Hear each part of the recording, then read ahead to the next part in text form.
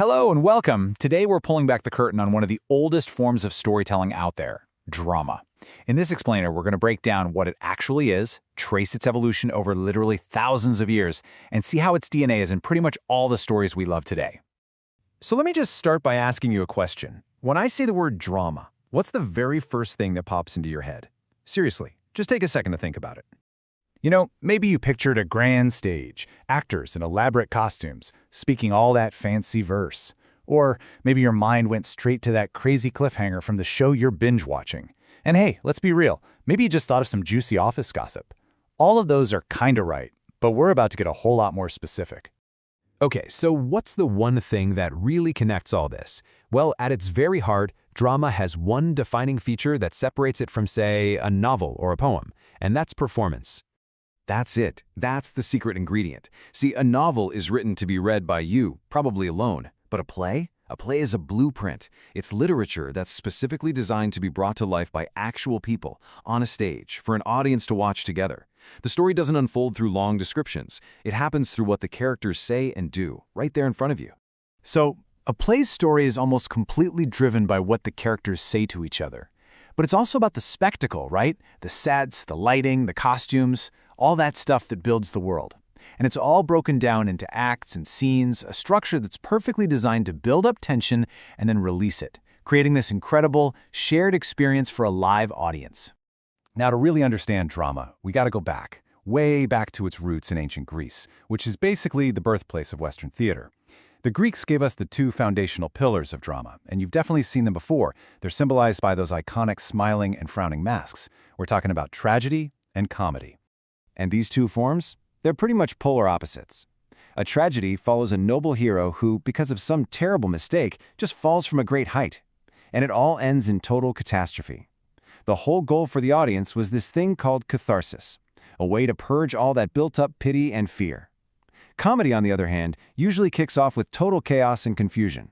But after a bunch of hilarious mix-ups, it ends with everything restored to harmony, lots of laughter, and, more often than not, a wedding.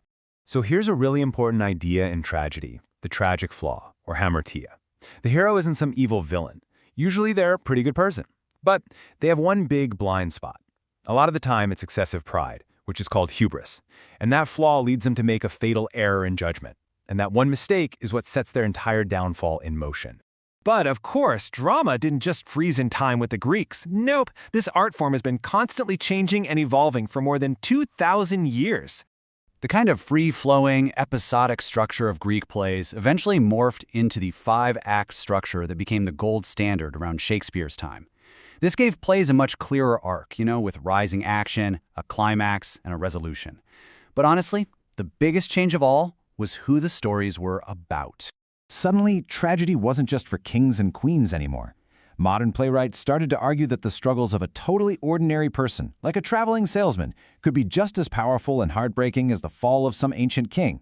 And that shift, it made drama so much more relatable for you and me. So, as the world changed, our stories had to change too. Those two simple categories, tragedy and comedy, well, they basically exploded into a whole family tree of different dramatic genres, each one with its own unique flavor. So beyond the big two, we got stuff like melodrama. You know this one. It's got super high emotions and these very clear-cut battles between good and evil, and you just know the good guys are going to win in the end. And then you've got farce, which is just pure chaotic fun. It throws characters into these absurd, ridiculous situations, full of slapstick and mistaken identities, all just for a really good laugh.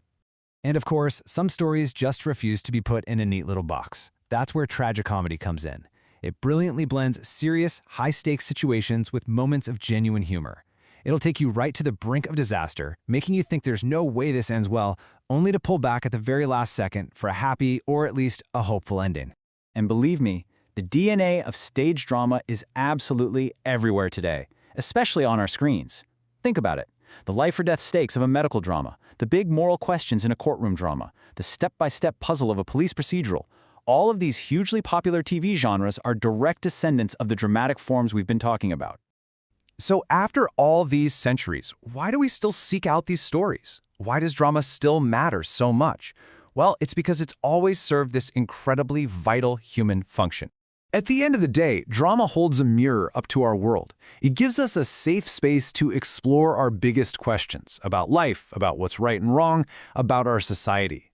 It's like a laboratory for human conflict, and it lets us feel empathy, learn something new, and maybe see ourselves and our world just a little bit more clearly. From an ancient Greek amphitheater to the very screen you're watching this on right now, drama has always adapted. And that leaves us with one last question to chew on. In a world of interactive entertainment, virtual reality, and now even AI-generated stories, what's the next act for drama going to look like?